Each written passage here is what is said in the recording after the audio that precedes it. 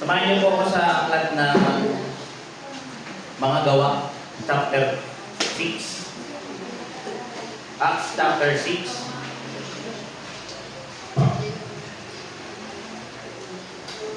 Sa Acts chapter 6, yan po yung ating passage ngayong umaga. Siguro sabihin niyo, familiar, no? Yes, very familiar. Pero it's my desire na karoon tayo ng bagong insight, no? Na bigyan tayo ng Diyos. Sabi dito, babasahin ko po sa Acts chapter 6, verses 1.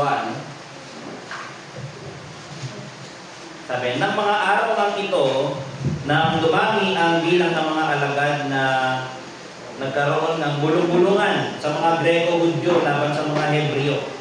Dalawang grupo to ha. Merong grupo ng Greco-Hudyo.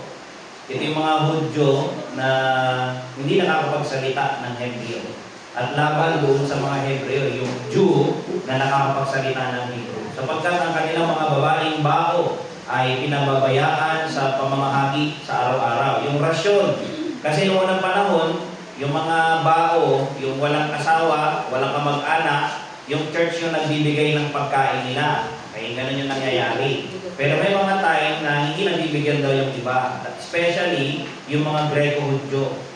Kaya nagkaroon ng bulong-bulungan, mga reklamo, ganun ang nangyari. At tinawag ng 12 ang karamihang mga alagad at sinabi, hindi marapat na aming pabayaan ang salita ng Diyos at mga lingkod sa mga dulang, yung table, yung hindi namin pwede gawin yan, maubos oras namin.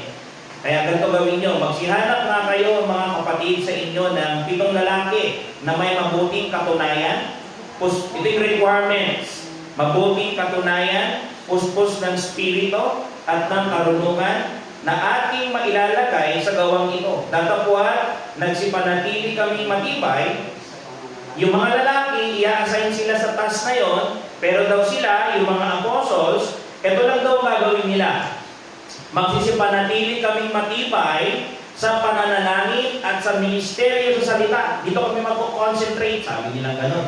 Sa prayer and preaching, kumbaga. At minagaling ng buong karamihan ang pananalitang ito. Natuwa yung church at kanilang inihalal si Esteban, taong puspos ng pananampalataya at ng Espiritu Santo, si Felipe at si Procoro at si Nicanor at si Timon at si Parmenas at si Nicolas na taga-Antioquia na naging Hudyo.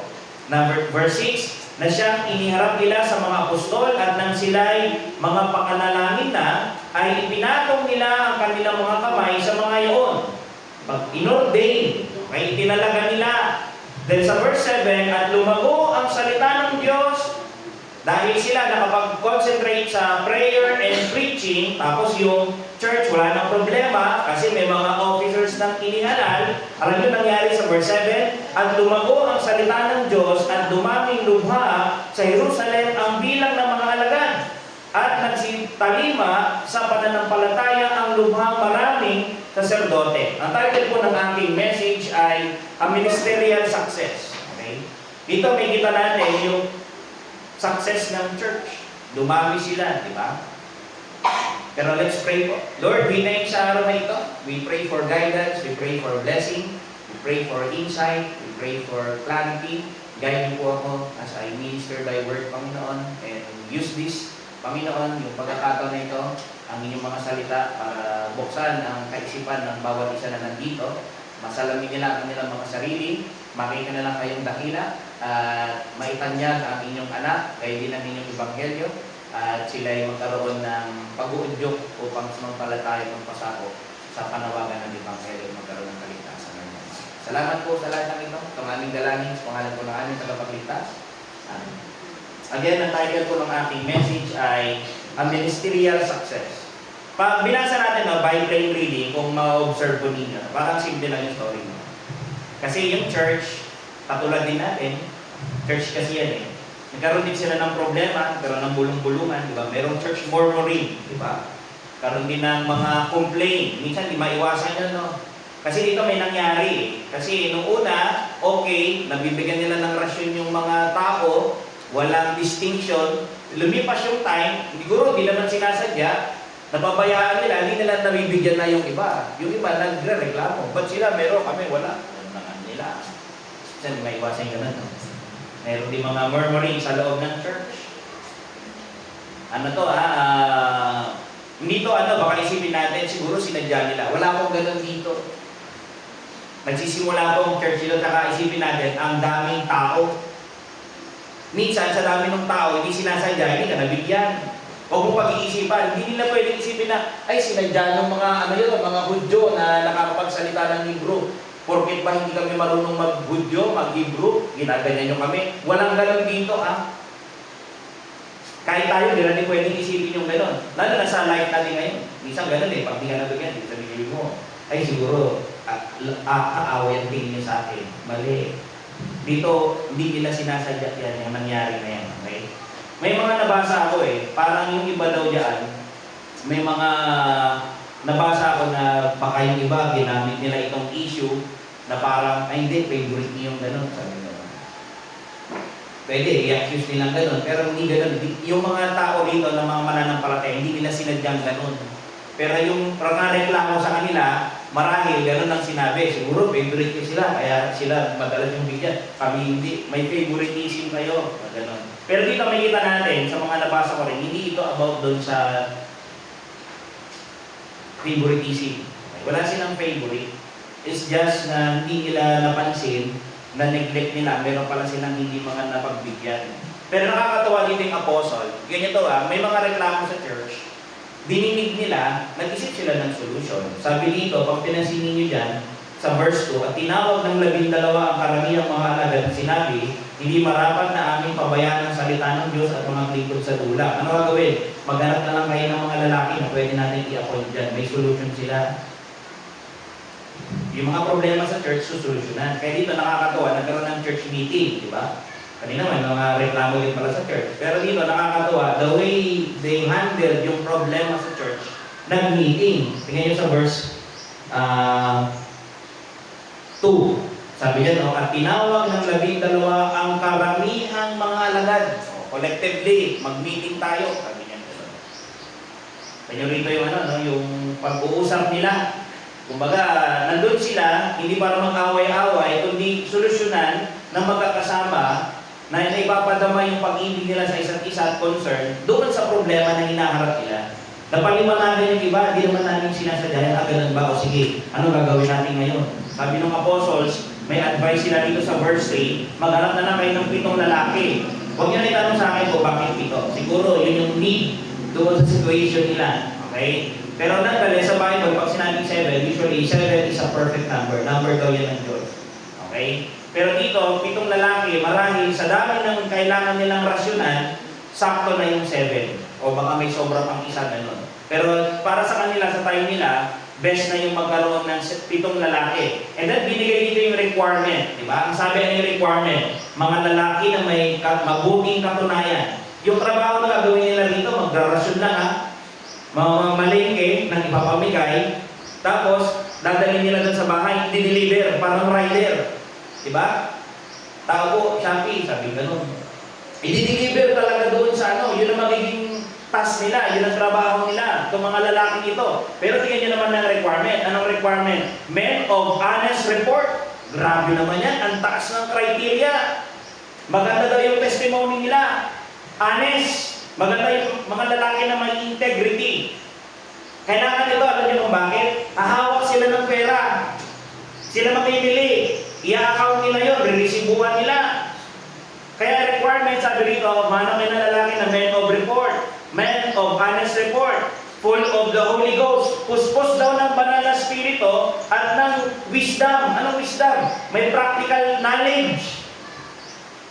Maalam din yung lalaki na ito. Teka lang, anong requirement? Maganda yung testimony, may integrity, puspos ng banal na spirito, tsaka maalam. Bakit daw? Sabi rito, whom we may appoint over this business, yung mag-deliver, mamamalengke, at magrarasyon.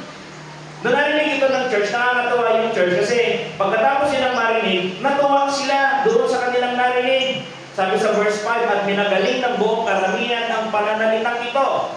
Ito nyo yun, may problema sila, sama-sama silang nag-usap, nakahanap sila ng solusyon, nagbigay yung apostol ng kanyang suggestion, natuwa yung mga tao, sinunod nila. O sige, maghahanap kami ng lalaki o ng mga lalaki na qualified dyan. Pero nakakatuwa itong iisipin natin, yung mga lalaki yan na pipiliin nila at i-appoint nila sa bagay na yan, sila na gagawa ng mga practical things doon sa part na yan. Kasi pag pinansin natin dito, may dalawa kayong ma-observe.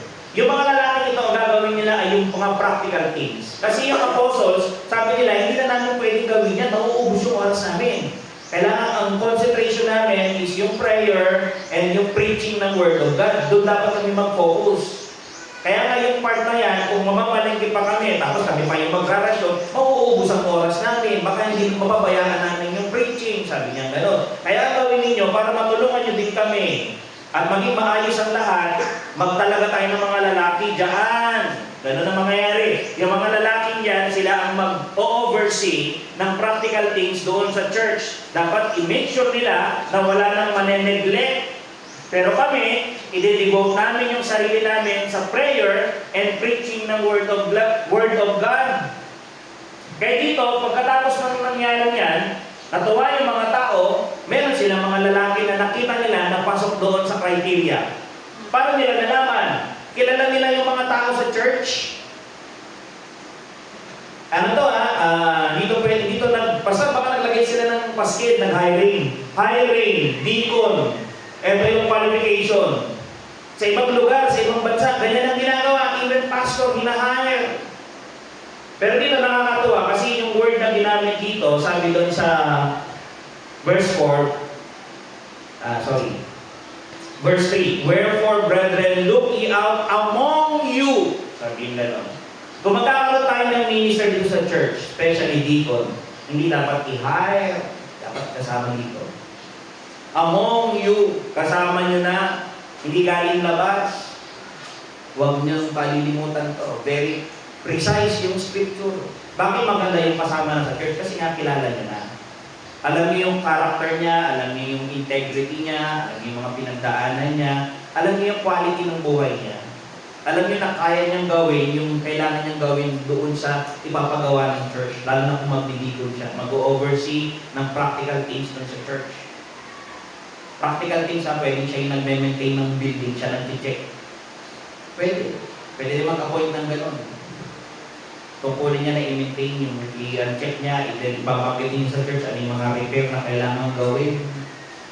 Hindi yung gagawa yung pastor. Yung deacon yung gagawa. I-observe niya kung palaging malinis yung church, i-check niya lagi. Doon meron tayong worker dito, Sister Renny. Diba? Pero pwede yun. Kakaroon pa tayo ng gano'n. Dahil ibang mga ministry yung pwede niyang hawakan. Diba? Dito may pinili silang 7 lalaki. Pinangalanan dito kanina. So dito, yung mga lalaki yan, ang focus nila, yung practical things sa church, yung apostles naman, yung mga spiritual things sa church. Kasi ang focus nila is yung pangaral ng Word of God. Pero dito, may nakakatuwa lang mapansin. Tignan yung dalawa yung group dito ha. May mga pastors, yung apostles, mga teachers, meron din tayong mga deacons. Pag pinansin mo rito, yung duties ng mga ministers, ito niyo dyan sa verse 4, ano ba yung dapat gawin ng mga pastor? And dito nakalagay, sabi niya, "But we will give ourselves continually to prayer." Tungkulin nila ang manalangin, gawain, duty ng pastor na mag-pray, ipag-pray yung church. And to the ministry of the word, tungkulin niya ang mag-preach. Hindi lang naman basta mag-preach mag-aral, mag-prepare ng kanyang ituturo. Kaya nakakatawa dito, after nilang i-install yung mga lalaki, nakalagay naman dyan sa verse 6 Nung hinarap nila sa apostles, pinag-pray nila, in-ordain nila, and doon sa verse 7, nung okay na yung lahat, nakita yung kamay ng Diyos doon sa verse 7, at lumago ang salita ng Diyos. Ay ba niya yun yung connection lahat? Nagka-problema, inayos yung problema, magkakasama sila, and then nakapag-focus yung apostles sa pag-prepare ng preaching, nakapag-pray sila ng mabuti, yung yung inaaral nila, yung pinapangaral nila, na ipag-pray nilang mabuti, nagkaroon ng blessing dito. Bakit? Bless ng Panginoon yung ministry. Nagkaroon ng success. Nagkaroon ng mga conversion. Binasa niyo sa verse 7, at lumago ang salita ng Diyos. Ibig sabihin, nagkaroon ng impluensya at dumaming lubha sa Jerusalem ang bilang ng mga alagad. Dumami yung mga Christians. Dumami yung mga na-convert. At nagsitalima sa pananampalataya ang lubhang maraming saserdote. Nakakonect dito, kung yung binanggit dito, binigyan tayo ng detail, sino yung mga naligtas na yon. Marami daw doon ay mga saserdote. Pero ngayon umaga mga kapatid, hindi ko mag-uusapan dito yung problema dun sa appointment ng 7 lalaki per se, kung ano yung requirements nila, hindi natin iisa-isahin yan. Hindi natin i-elaborate. Doon magandang topic yan. Pero gusto kong gawin ngayong umaga, i-highlight sa inyo yung connection ng prayer, both public and private, ng isang minister, and the diligent study of the Word, and faithful preaching ng mga salita niya. Okay? Magkakakonect ito lahat. Yung prayer, both public and private. Kasi pag nandito ka sa harap, naririnig niyo ako mag-pray, di ba? Public yun. Pero behind dito, dapat yung minister daw ay nagpipray. Palaging nagpipray. Tapos, kasama nun, pag nag-preach ako dito, nakikita niyo yung nag-pray ako dito, nakikita niyo rin na nagpipreach. Diba? Pero behind doon, nagpe-pray ulit, tapos nag-aaral, nag-i-study. Yun yung hindi nyo na nakikita. Pero dapat, yun daw yung devotion ng isang minister. Mamaya yun na ako tanongin, baka, ay, hindi naman pala akin yung sermon eh. Mamaya may part ka dito. Okay? Kaya nyo muna na makita natin lahat kasi mahalaga na makita nyo rin dito eh. Okay? Pero ang focus natin ay yung verse 4. Sabi ng apostles, but we, yung apostles, pwede rin yung pastors, will give ourselves continually to prayer and to the ministry of the Word. Yung word dito na continually, sabi niya, ibibigay namin yung sarili namin continually. Ang idea, nandun daw yung intense and perseverance. Magtitiis kami. Kung kailangan namin magtiis sa pag-pray, mahirap ang mag-pray eh.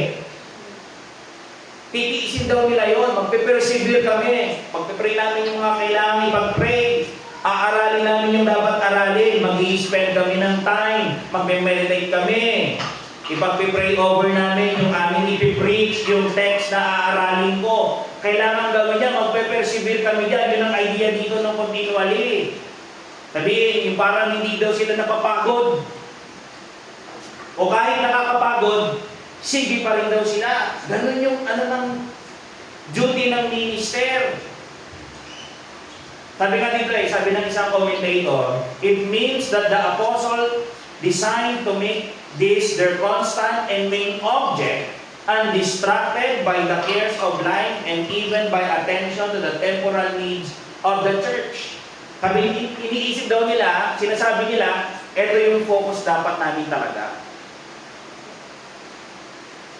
Yung spiritual aspect ng church. Yung mga teachers, yung mga pastors, dito kami mag-concentrate, i-designate natin yung iba't ibang gawain sa church. Malaki yung church, maraming dapat gawin. Yung ibang men, pwede naman ninyong kunin yan. Sa akin, di ba? Yung mga practical aspect, kung may mga ginagawa pa dito. Pero dito, nakakatuwang pansinin dito, na yung pastors daw, yung apostles, yung time daw nila, i-devote nila sa prayer and preaching. Intensely, perseveringly. Di ba? Doon daw, gagawin daw nila. Titiisin nila kung ano yung kapalit nun. Ano yung nire-require na effort. Ang dami nilang gawin. Grabe, no? Yung pagpapastor ko, tsaka pag-pray, tsaka pag-preach, pag-aaral, it takes effort. Yung mga lalaki na nasa online na nag-preach, di ba? They can testify. Mahirap pala mag-prepare, di ba? There's difficulty. Hindi ko sinasabing imposible. Posible kasi ang Diyos ang nagtuturo eh. Siyang nag-i-equip doon sa lalaki. Pero hindi madali. It requires effort yung mag-prepare, mag-ipapangaral. Pero something dito na gusto kong makita natin, may dalawang particular activity na kung saan dapat engage yung pastor o yung minister o yung mga apostle na sinasabi nila. Ano yung una? Sabi nila, to prayer. Sabi nila ganun, we will give ourselves continually sa to prayer. Pwede ang ibig sabihin niya, kanina binanggit ko, both public and private prayer. Pero pag pinansin natin yung context, kasi yung context nito about doon sa preaching, public. So baka yung prayer dito is related or contextually ay about doon sa public prayer. Tama po. Pero hindi nito ninenegate or isinasantabi na alangan yung pastor pag tumayo dito, yun lang yung prayer niya publicly. Hindi pwede. Behind dito, sa pulpit, publicly, yung pastor nagpipray dapat behind, doon, sa likod dito. Kaya dito pag pinansin natin, bagaman sa context, may kita natin na most likely this is public prayer, pero hindi natin ihihinto doon.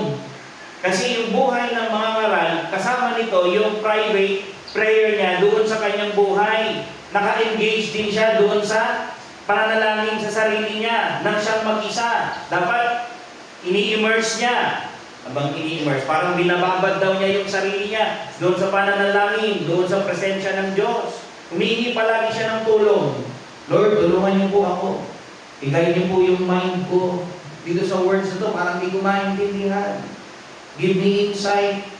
Na-preach ko na ito. Paano po ba ito ulit ipipreach sa paraan na may bago ba dito kung magbago po ba rito na pinapakita kayo doon? Give me insight. Diba? Alam ng apostles kung gaano kahalaga yung duty na to. Kaya sabi ng apostles, pag ginawa pa namin niya magdi-deliver o mamalengke, mauubos oras namin, ang dami-dami ninyo. O, paano pag ganun? Napakahalaga ng time namin. Kaya kailangan makapag-prepare ako mabuti. Kami mabuti. Kaya ang dami namang members doon, di ba? Nalala niyo na say doon kay Pedro, 3,000. Before umalis ang Panginoon sa Kristo, yung mga Christians daw na nakakita kay Lord Jesus was around 500. Sabi na natin, may mga naligtas pa na hindi kasama doon sa nakakita kay Lord Jesus nung resurrection. At yun, mas marami. Kundi ang dami palang believers nito, tapos inag pa yung 3,000 na nasave nung nag-preach si Pedro sa Acts 2. Eh paano yung pastor? May building ba nun? Wala. Bahay-bahay. Meron sa bahay ng isang kapatid, kasya yung 50, doon na kayo magagagaling pupuntahan kayo ni Apostle Peter doon. Eh paano sa kabila? Kung wala lahanin si Apostle Matthew, pupunta ron. Ganun ang ginagawa nila noon. Wala na kami nitong building na natin. Mapalad tayo kasi may gano'n tayong area. Pero biblically, nag-start sila sa house churches. Diba? Alala ko rin na. Kala nung kadumadaling kakilala ko, bahay daw namin dito eh. Pwede naman extension, no? Dedicated para sa inyo. Sa pagsasama-sama natin. Diba? Pero nakakatawa dito, yung mga apostles, alam nila yung kahalagahan dito na manalangin privately, publicly, mag-aral, mag-prepare, and then mag-preach. Alam nila na it takes time. Diba? Kumbaga, this is an essential matter to the apostles. Sabi nga dun sa nabasa kong komentary even apostles could not live without prayer. Ganyan nyo Teka na, pastor, pwede na sigurong, na lang sila, dumiretso na mag-preach. Huwag na sila mag-pray. Hindi pwede. Kahit sila, hindi pwede. Hindi nila ginawa. Bakit? Alam nila, kailangan din nila mag-pray. Nalala niyo yung mga apostles nung nabubuhay pa ang Panginoon Kristo? Nung time before ito? Diba, nakasama nila ang Panginoon. Kahit sila nagtatanong, Lord, teach us how to pray. Turuan niyo po kami paano manalangin. Bakit? Nakikita nila ang Panginoong Kristo nagpe-pray. Kaya hindi pwedeng hindi sila mag-pray. Alam niyo kung bakit? Nakita nila ang Panginoong Kristo all throughout the ministry ng Panginoong Kristo na siya ay nagpe-pray. Kaya sila, alam nila, they need God. Ganun ka rin. You need God, kaya you need to pray.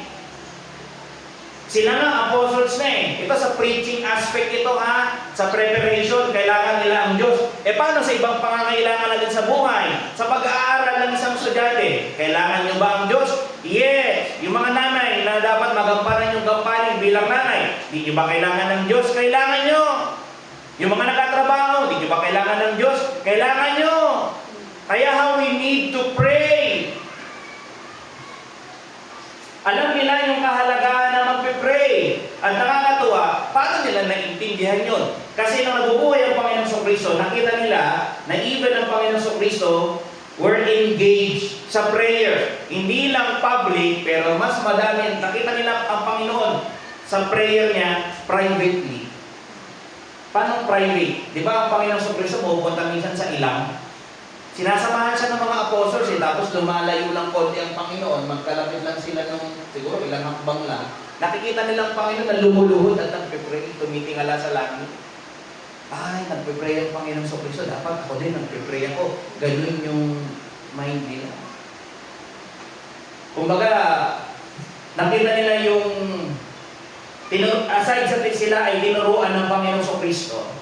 Nakita nila by example ng Panginoon sa Kristo na kailangan talaga mag-pray. They need God. Nalala niyo yung sinabi ng Panginoon sa Matthew 6 about doon sa pagpe-pray? Tinuro niya, di ba? Sabi niya, and when thou prayest, thou shalt not be as the hypocrites are, for they love to pray standing in the synagogues and in the corners of the streets. Sabi niya, pag kayo nag-pray, huwag niyo gayahin yung mga hipokrito, ha? Bakit? Ang hilig nila, nandun, nakatayo, pinapakita nila sa mga tao na nagpe-pray sila. Siguro lahat na ng emotion nandoon. Dala-dala kung ano-ano yung mga libreta nila para ipakita nila na ako. Tingnan niyo ako, nagpe-pray ako. Lumiyak pa ako. Nakaluhod pa ako. Lalakad ako ng nakaluhod papuntang Ang sabi ng Panginoon sa Kristo, pag kayo nag-pray, huwag niyong gayahin yun. Yung mga nagpapakitang pagpabida sa maraming tao. Of course, iba yung dito yung context na pag pinawag ko kasi yung brother side, dito nag-pray pabida yun. Hindi ganun ang context nun. Pero yung mga tao ito na nire-rebuke ng Panginoon sa Matthew 6, verse 5, kung magayahin na, kasi mga tao yun, iba ang motibo. Nagpapasikat talaga sila. Bakit? Para pag nakita mo sila, usually ito yung mga pariseyo pag nakita sila nagpe-pray, yung mga tao, wow, good morning po.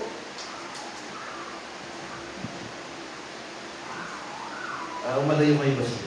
Baka makabasol. Narurugig kayo mga tao. Sagat na nalinis. Ganun sila self-righteous sila, di ba? Huwag niyo akong dikitan. Yun ang motibo nila.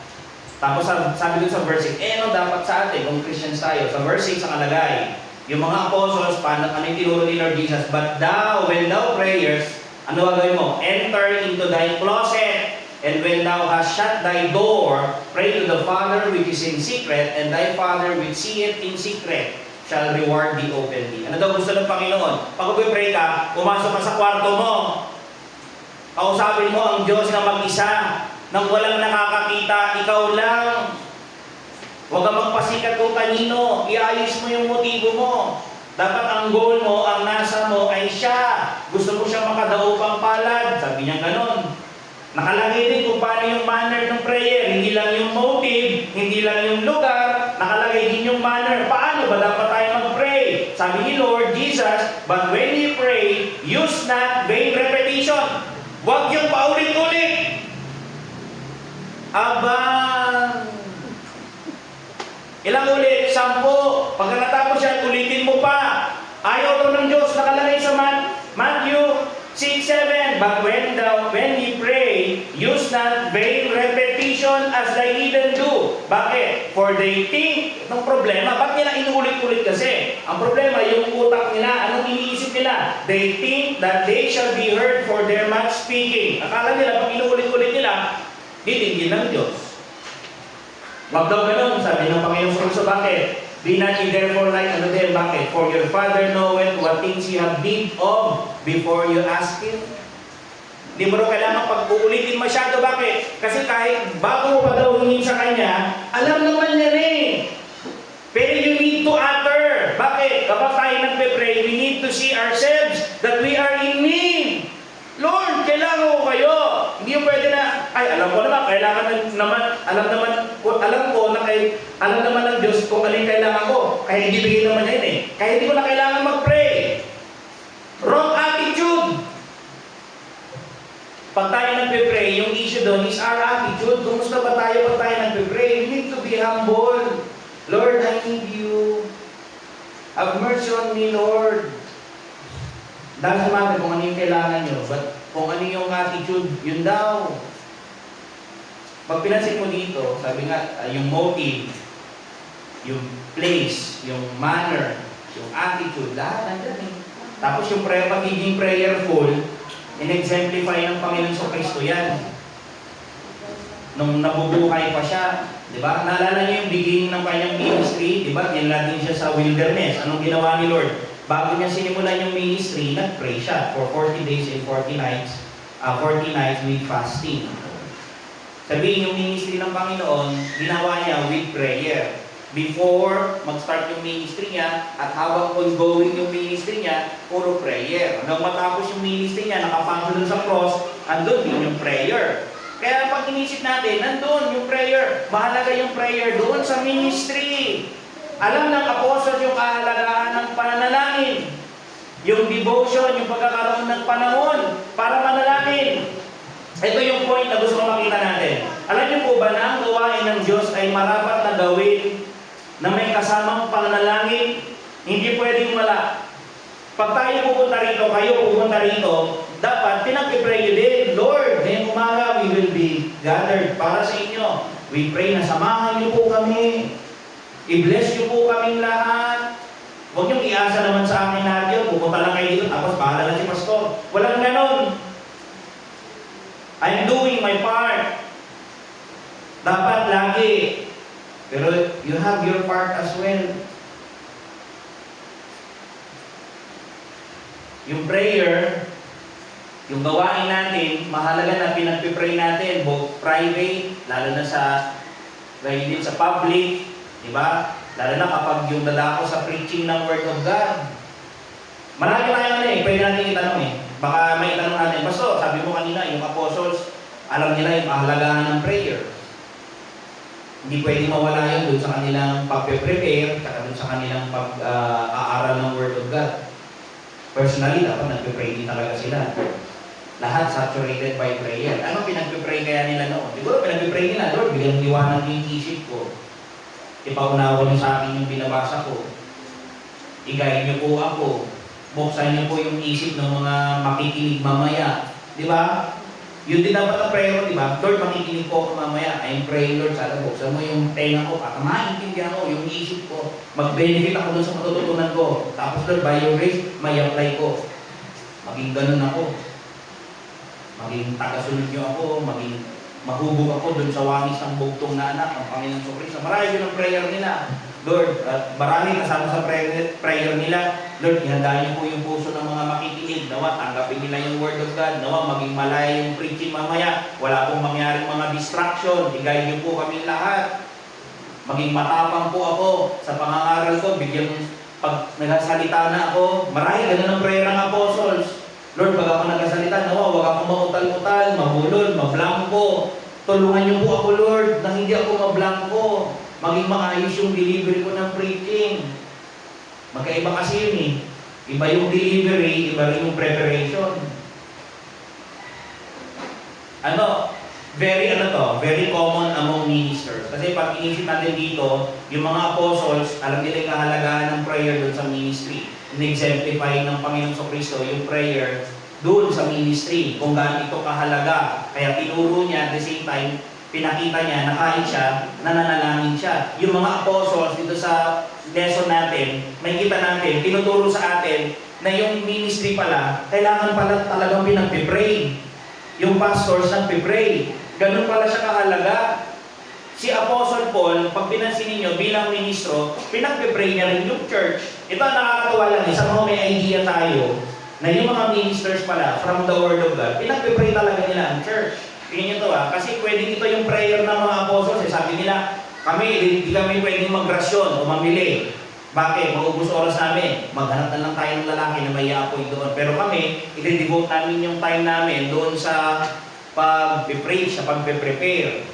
Mag-pray kami. Kasama nun habang nag-aaral kami. Pag pinansin mo dito, si Apostle Paul, ganun din, pinag-pray niya yung church. Sa Romans 1:9, For God is my witness, whom I serve with my spirit in the gospel of the Son, that without ceasing I may mention of you always in my prayer. Sabi niya sa Romans. Yung mga taga-Roma na mananampalataya, sabi niya, palagi ko kayong binabanggit sa prayer ko.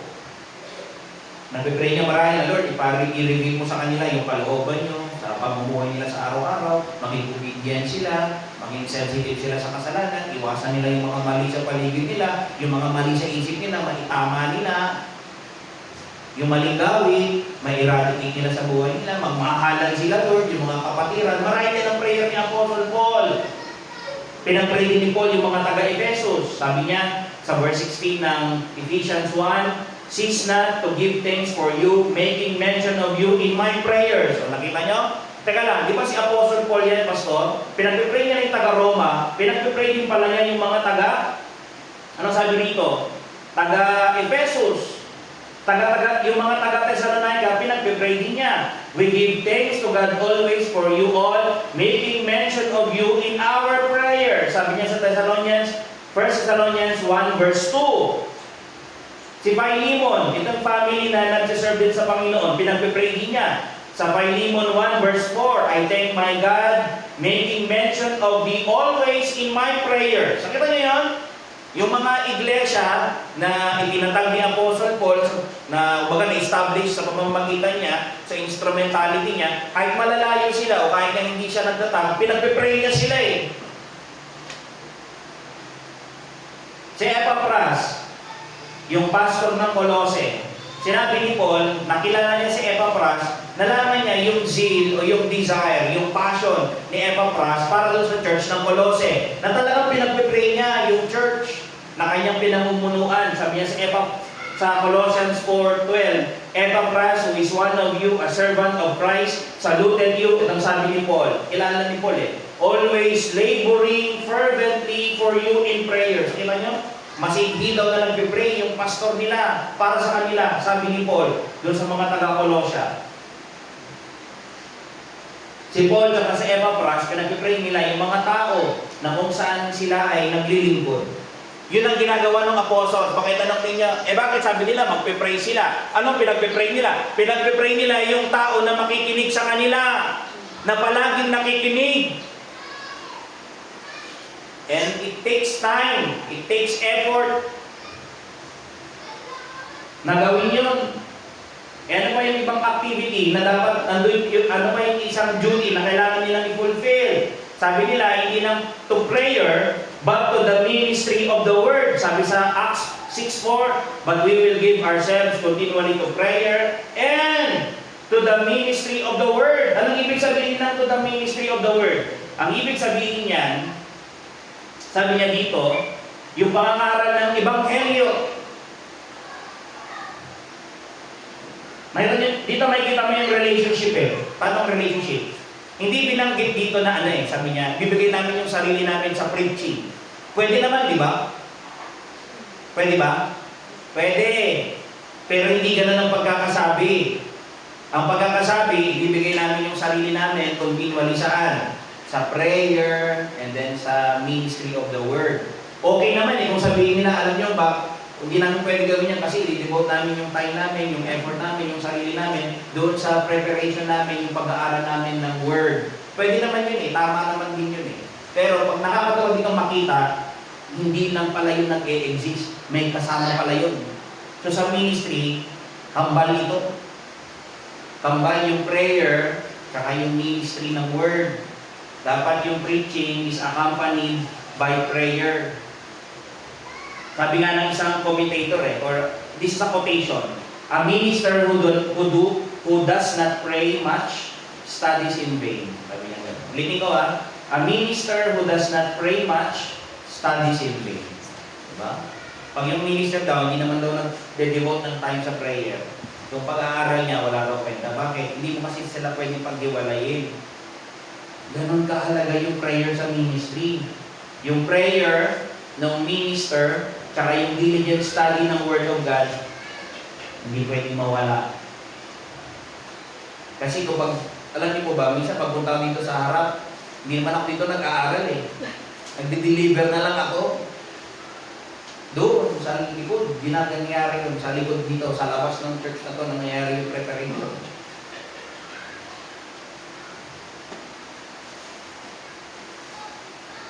Imagine, linggo-linggo, every Friday, every Wednesday, lagi yan ang tanong ko, anong bigay-preach ko next week? Sunday after Sunday after Sunday, hindi na natapos. Ganun talaga. May sinansiyan na nun eh, si Sergio sa group, diba? Appreciate ko naman yung natutuwa kay Sir. Yung iba daw nag-enjoy, pero yung pastor, same yung tanong niya. Nagbabakasyon kayo, di ba? Nagawa niyo yung mga gusto niyong gawin, pero yung minister, di ba? Bakit? Giisip pa rin dyan, okay, i-preach ko. Di ba? Di ba? Nagbakasyon na kayo lahat, yung isip niyo, nagbakasyon din. Yung pastor hindi, same thing. Pero nakakatawa dito, alam niyo po ba yung word na binanggit dito, yung word na i-devote daw nila yung sarili nila continually doon sa ministry of the word. Yung word na ministry dyan, ang word daw dyan ay diakonia. Okay. Teka na Pastor, di ba nag-appoint kanina ng mga deacons, yung mga servants ng table, yung magrarasyon. Pero dito sabi ng apostle, i-devote namin yung sarili namin doon sa pagiging servant din. Sabi ng gano'n. Mga group of servants ito. May servants ng table, may servants ng Word of God, servants of the Word. Yung isa, practical aspect, yung isa, spiritual aspect. Pero alam niyo, nakakatawa, parehas silang servants sa church. Naglilingkod sila parehas sa iglesia. Yun ang ibig sabihin dito ng ministry of the Word. Ang trabaho nila, ipangaral yung ebanghelyo. Pero nakakatawa dito, nakikita nila yung sarili nila na sila daw ay lingkod ng Diyos, sila ay lingkod ng iglesia. Kumbaga, nakatalaga sila para ibahagi, ipangaral yung Word of God. Sabi dun sa commentator na nabasa ko, we have here a view of what the apostles taught to be the proper work of the ministry. They were set apart to this work. Saan? Doon sa pagpipreach, sa pagpipray. It was their only employment. To this, their lives were to be devoted, and both by their example and their writings, they have shown that it was on this principle they acted. Ito daw dapat yung talagang ginagawa nila. Hindi pwedeng mawala ito. Kung kayo ipagpipray nyo ako, ito yung prayer nyo sa akin dapat. Lord, dapat ito hindi mawawala kay Pastor Rodel. Samahan niyo siya, Lord. Dapat palagi siya nagpipray. I-guide niyo siya, i-convict niyo yung heart niya. Palagi siyang mag-pray. Paalala niyo na laging kailangan niya mag-pray.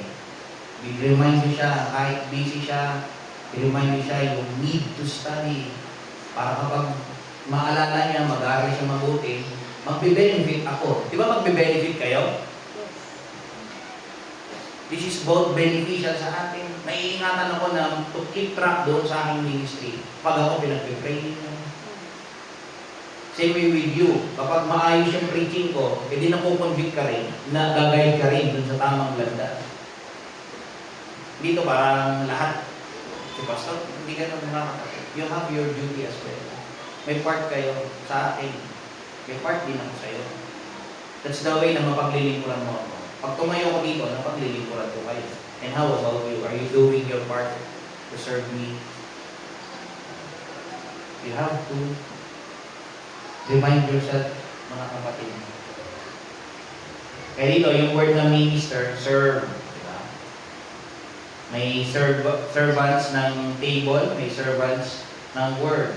Kaya may mga apostles dito, pag inisip natin, mga deacons din, in a sense. Mga servants, di ba? Kaya yung mga pastor, servants din. Diba?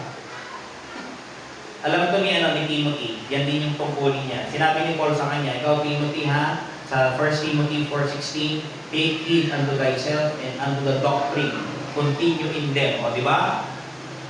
Ikaw Timothy, magpatuloy ka rin ha, ingatan mo yung sarili mo, yung doctrine na pinasa ko sa iyo, tapos magpatuloy ka dyan. Diba yung dinasabi ng apostles?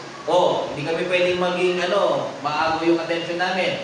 Dapat yung sarili namin, i-devote namin sa prayer, and then doon sa Word of God, magpupuntinyo kami doon.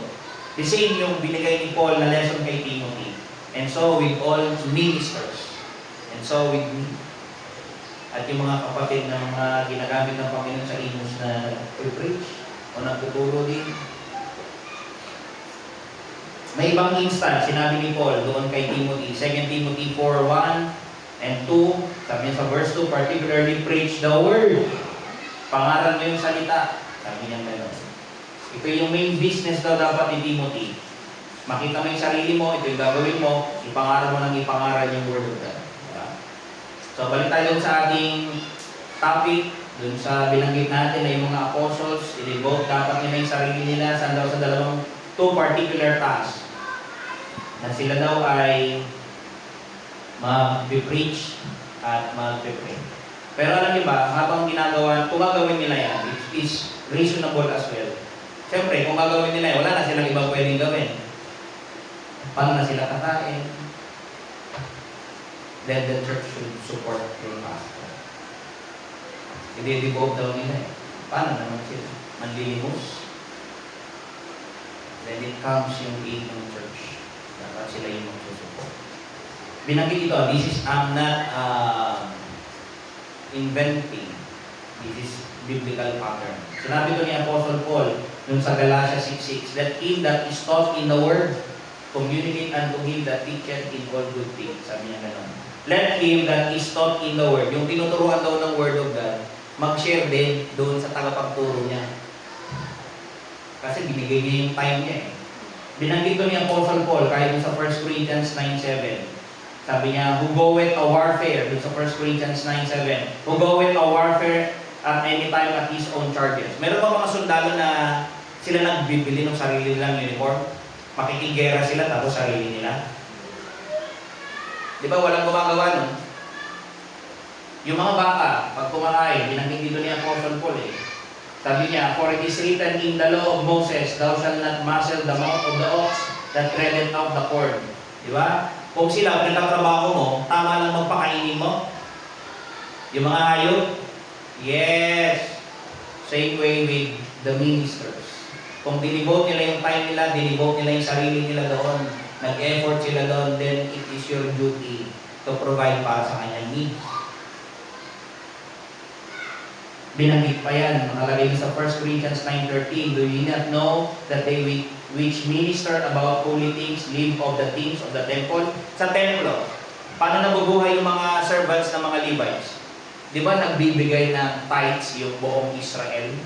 At yung binibigay nilang mga trigo, yung na-accumulate nila, kanino binibigay? Yung mga servants doon sa templo. So yung mga nag-devote ng sarili nila doon sa templo, pinapakain sila ng 11 tribes. Kasi bakit? Dinedicate na nila yung sarili nila. And so with the apostle, sabi nila, dedicate namin yung sarili namin dito. E paano nga sila mabubuhay? Then the church should support yung mga ministers na ganyan. Pero pag binasa mo yung 1 Corinthians 9:15 and all throughout the passages, yung right na yan, hindi in-impose ni Apostle Paul sa Corinto. Okay? Tama, yung tinuro niya, dapat support niyo ko. Pero hindi ko muna gagawin, hindi ko kukunin. Huwag niyo muna yan. Wala mo na tayong, yung issue na yan about sa salary ko, sa love gift ko, huwag muna natin yung tignan. Basta gusto ko mag-minister, baka sabihin nyo, kaya ako mag-minister dito, about sa pera yung intention ko eh. Hindi. Magtatrabaho na lang ako. Sabi niya gano'n. Baka kaysa naman, isipin mo, I'm after your money. Kaya si Apostle Paul, may time, nagtrabaho siya, naggawa siya ng tent.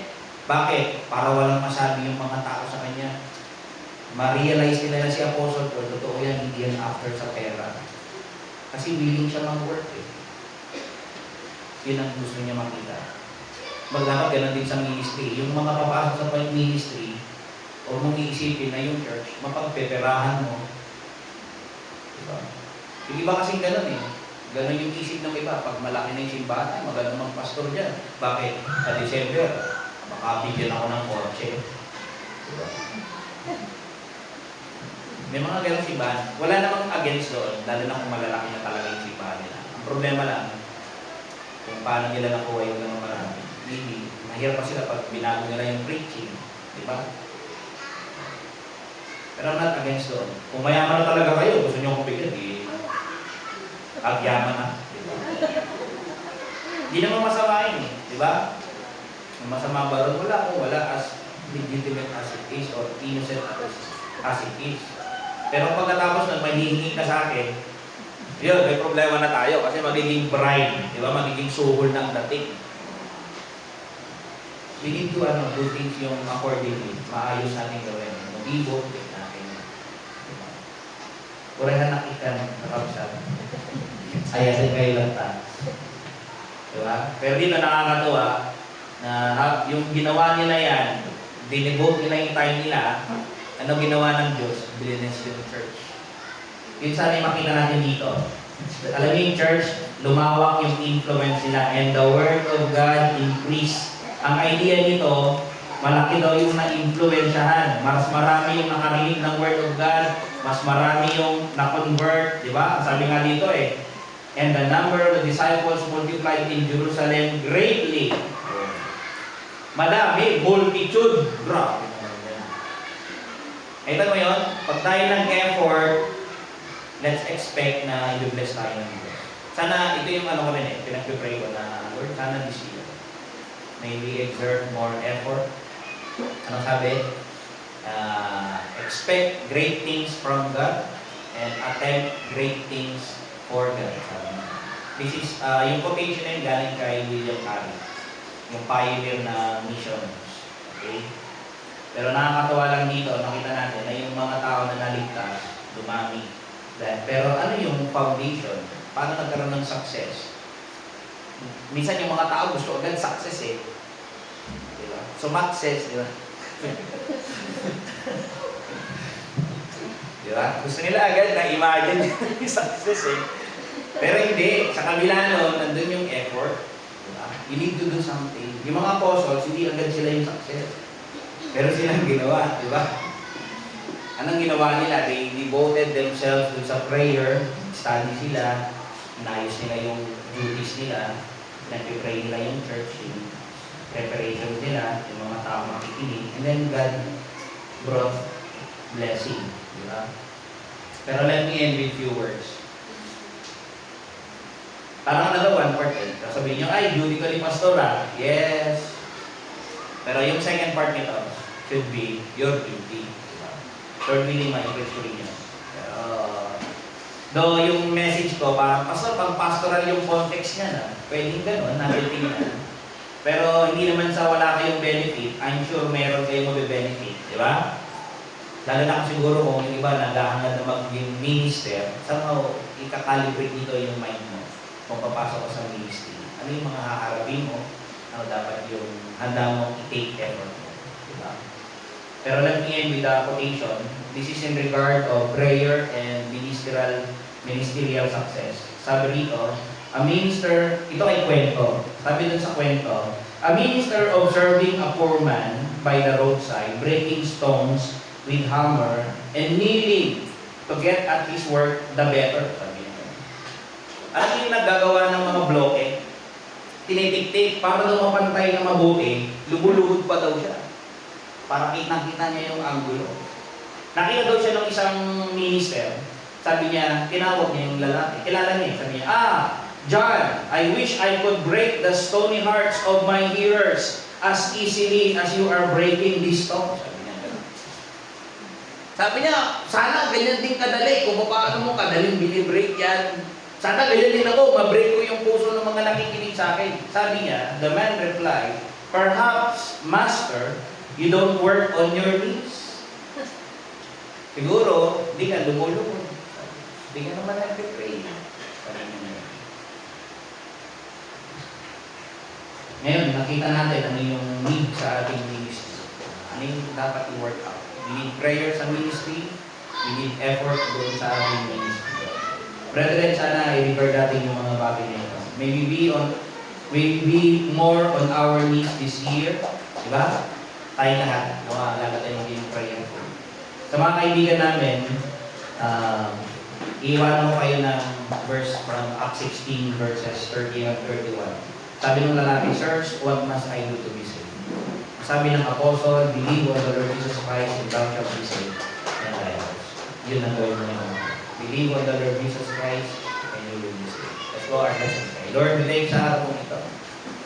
Pray for thank you po sa lahat ng blessings. Thank you sa inyong word.